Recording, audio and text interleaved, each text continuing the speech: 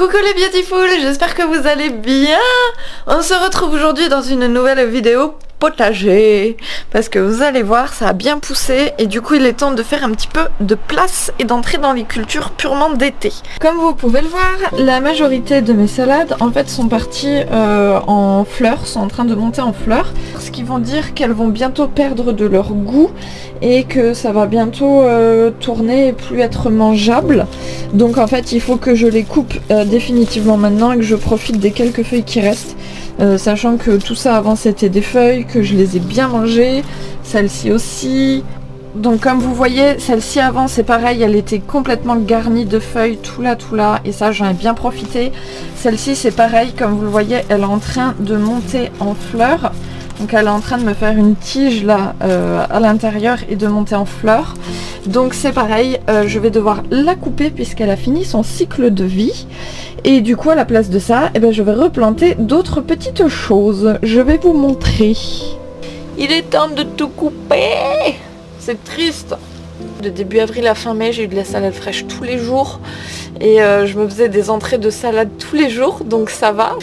J'ai calculé que en fait j'avais la consommation de salade que mon lapin avait.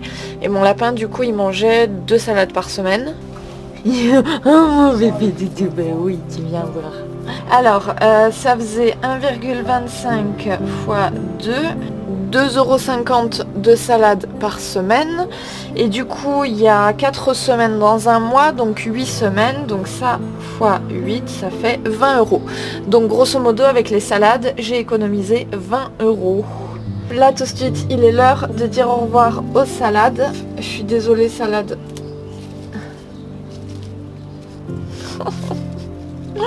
Je suis trop triste à la fois, je suis trop contente parce que c'était une belle récolte. Hop. On va récupérer la petite tête. Snap. Et voilà.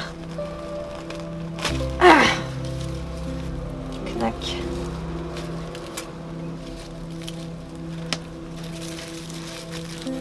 Hop là. Knack. Et voilà. Ça sent trop bon. Hop. Je récupère que les feuilles qui sont les plus jolies. Hein. Oh, j'aurai d'autres salades à qui je vais couper la tête, mais je le ferai soit tout à l'heure, soit demain, j'en sais rien.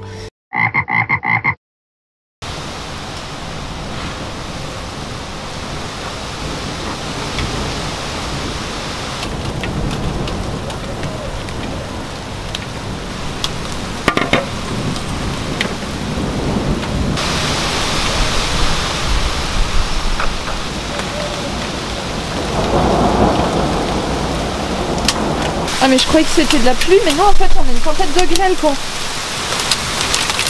On a des grêlons. Wow. Aïe, je me fais canarder. Ça va? Oh mon bébé, bah alors t'es pas rassuré. Bon ben voilà. Alors je suis en serviette parce que je suis trempée, mais j'ai sauvé toutes mes plantes. Bon, il y en a qui ont douillé, hein. Les radis, ils ont eu un peu mal. Hein.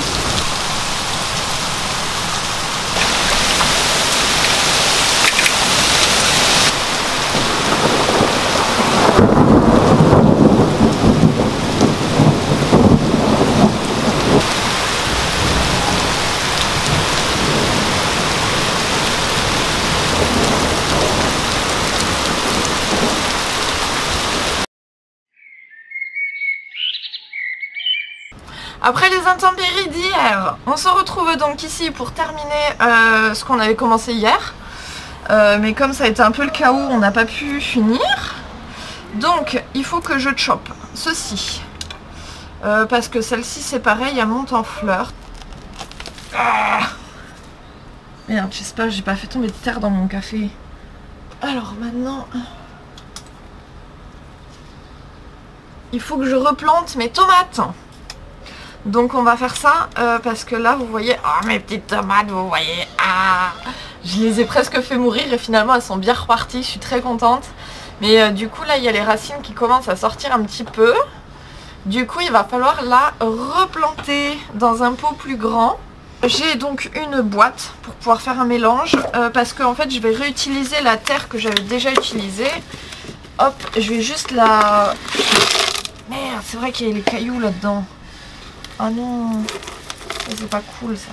Et je vais rajouter d'autres petites choses. Oui, mon doudou, mais tu peux pas passer pour l'instant parce que maman fait du jardinage, regarde. Tu veux venir voir? Viens. Passe de l'autre côté. Voilà. Voilà. Ah oui, c'est très intéressant, je sais. Non, ça se mange pas. C'est de la terre. Voilà, vas-y. Yes. Ah, on n'est pas du tout à l'étroit à part ça. Je vois pas de quoi vous parler. Alors, ça en fait c'est du compost que j'ai été récupérer dans un truc de compost gratuit parce que la ville de Montpellier a mis en place des points de compost un peu partout et renseignez-vous, peut-être qu'il y en a dans vos villes, c'est des initiatives assez récentes mais malgré tout assez répandues déjà et heureusement. Donc régulièrement ils organisent pas des collectes mais des distributions de compost et c'est gratuit. Voilà, donc vous venez avec votre sac et vous le remplissez, vous prenez les quantités dont vous avez besoin et voilà. Du coup moi j'ai un gros sac de compost que je vais pouvoir utiliser pour amender ma terre et mettre mes tomates à la place. Hop. J'ai l'impression de faire de la potion magique là, vous savez quand on est petit, quand on est dans les parcs de jeux et qu'on fait de la potion magique avec de la terre, des cailloux, des trucs. Alors, ah oui, il y avait le foin de paillage aussi de mes salades, ça je vais le garder et je vais le mélanger à la terre. Je sais pas si c'est une bonne idée, on va voir. Le but c'est d'avoir une terre la plus riche et la plus diversifiée au niveau des apports. Donc en fait le compost, les grouillots de bois, il y en a un petit peu dans mon compost, c'est pour ça que je vous en parle. Le foin et par la suite après le jus de compost, etc. Tout ça, c'est des apports qui sont différents et qui apportent différentes choses. Svenouche, s'il te plaît. Pousse-toi, Car. Pousse-toi, grosse patate, vas-y. Ouais, lève tes pattes. Oh, t'es une andouille. Au lieu de mettre des cailloux, je vais mettre des filtres à café. J'avais testé cette technique avec d'autres trucs et ça avait très bien marché. Donc, on va continuer. Hop.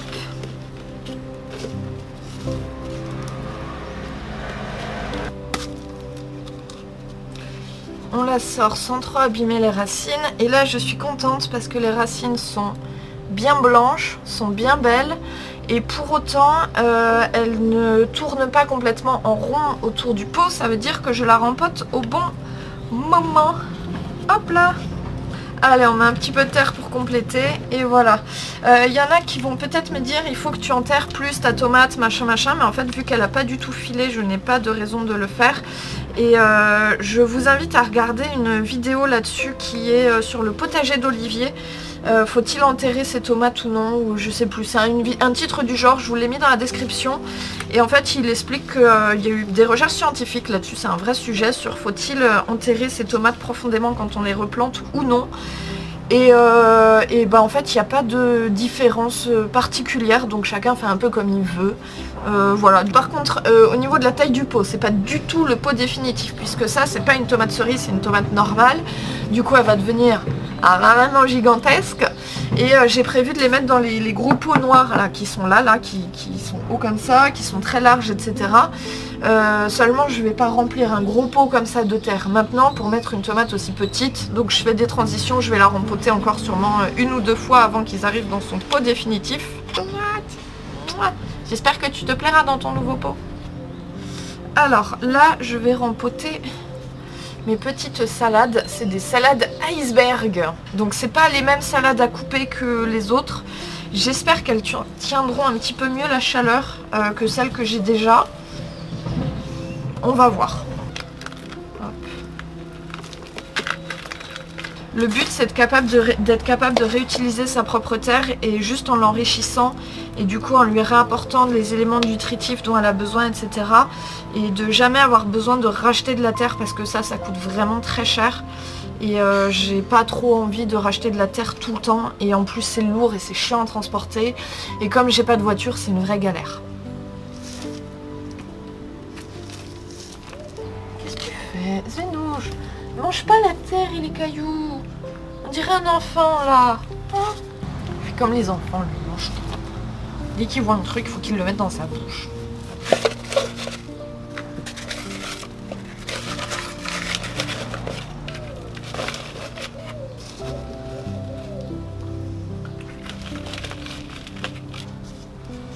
Alors, on va retirer les petites feuilles là qui sont sèches.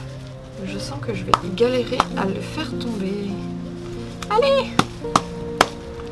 Ah, ça y est, ça vient. Ouais! Là, les racines, elles ont un petit peu tourné. Alors là, la technique que j'ai vue sur internet, c'est de l'ouvrir un petit peu. Parce que comme ça, elles pourront mieux se réancrer dans le futur pot. Là. Tada! Plus qu'à Louis souhaiterait, j'arrive plus à parler. Plus qu'à lui souhaiter de bien grandir. Il y a les travaux qui ont commencé, donc il va y avoir du bruit. De toute façon, moi je vais faire exactement le même processus avec mes autres salades iceberg. Et également avec l'épinard fraise. Voilà. Je fais ça, je vous montre pas, c'est le même procédé, il n'y a rien de nouveau. Je vous reprends juste après.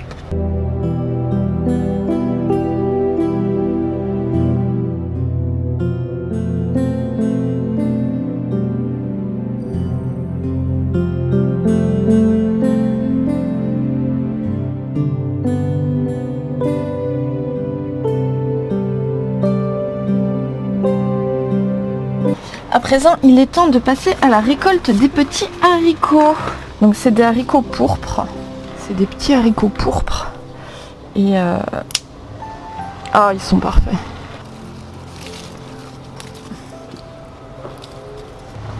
Tada! Alors j'ai pas fait une récolte énorme. Le prix des haricots, j'ai pris le prix des haricots beurre à mon magasin bio parce qu'ils n'avaient pas de haricots au violet comme ça. C'était 12,50 et du coup là moi j'ai récolté un peu plus de 13 grammes, quasiment 14 grammes. Ce qui me fait donc 1,72 € si j'avais dû les payer. Voilà.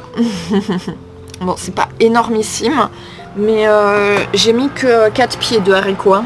Alors après, les haricots violets, ce qu'il faut savoir, c'est que ça verdit à la cuisson. Et en fait, les haricots, quand ils sont frais, on peut tout à fait les manger crus. Et du coup, moi, je vais les rajouter crus dans mon plat. Et puis, je vais les manger crus. Si vous avez vu mes fraisiers comme ils sont beaux, attendez, je vais vous montrer mes fraisiers. Vous savez, ils étaient en train de crever. Et bien regardez comme ils sont beaux. Tada! C'est totalement faux, j'en ai racheté. On va voir ce que ça va donner. Et avec un peu de chance, peut-être que j'aurai des fleurs. Donc j'ai pris une motte qui était vendue à l'unité. C'était pas cher, c'était 2 € même pas. Au pire, ça marche pas, j'aurais gaspillé 2 €. C'est pas... Voilà. Et apparemment dans les fraisiers, je ne le savais pas, mais il y a des variétés qui sont plus faciles que d'autres à cultiver. Donc là j'ai pris la ultra facile et j'espère que cette fois-ci ça ira.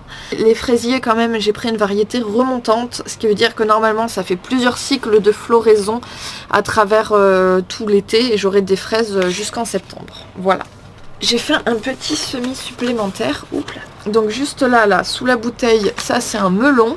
Parce que mon précédent melon, il a eu froid en fait et il est mort. Donc je suis deg. Il fait plus chaud et il a son petit tipi. Donc normalement ça devrait aller. Et là à côté, toutes ces petites herbes là, c'est de l'aneth.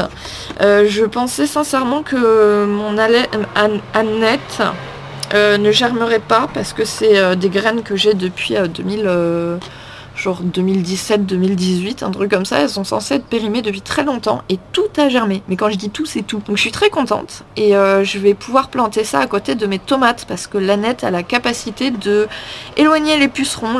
Les pucerons n'aiment pas l'odeur de l'aneth apparemment, outre le fait que l'aneth c'est trop bon. Si, il y a un tout dernier truc que j'ai pas fait encore, c'est pailler. Donc je vais mettre de la paille partout sur mes pots. Et bah écoutez, ça je vais vous montrer pour un ou deux pots, mais je pense que vous connaissez le geste déjà. C'est pas compliqué, je vais faire la même chose pour 100% des pots que j'ai rempotés aujourd'hui. Et voilà.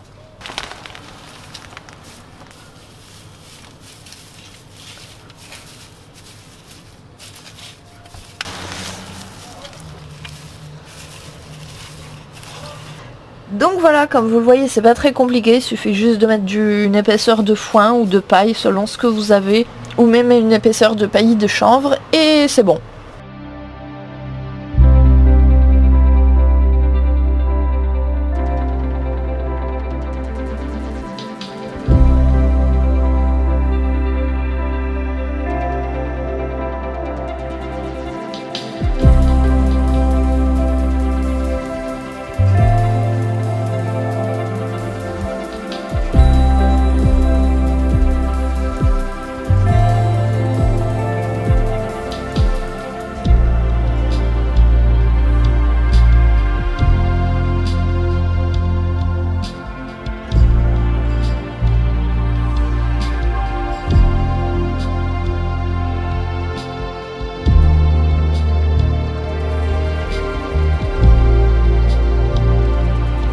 Alors, une toute dernière mission avant qu'on se quitte, ça va être de ressemer des petites choses là-dedans. Donc comme vous pouvez le voir, il y a déjà du pourpier.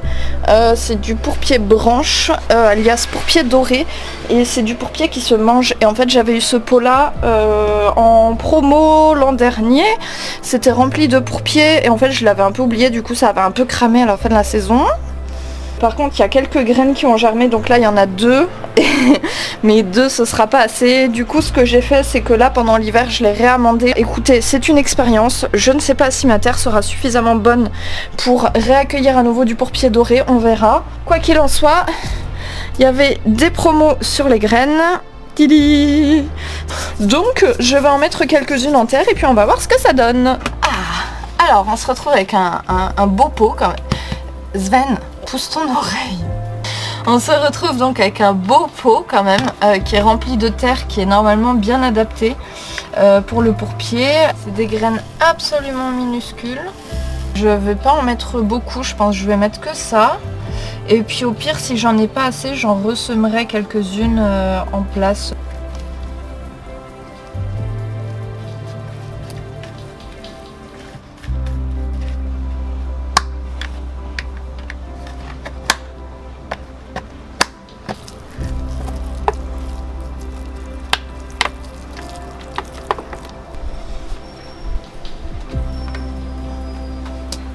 C'est tout avec les péripéties jardinage, c'est déjà pas mal. Mon potager commence à prendre forme. Là on commence vraiment à passer sur les légumes d'été, du coup je suis contente, ça commence à ressembler à quelque chose. Je suis vraiment très contente de la tournure que ça prend. Écoutez, je vous dis à très bientôt dans la prochaine vidéo. Passez une très bonne journée et prenez soin de vous.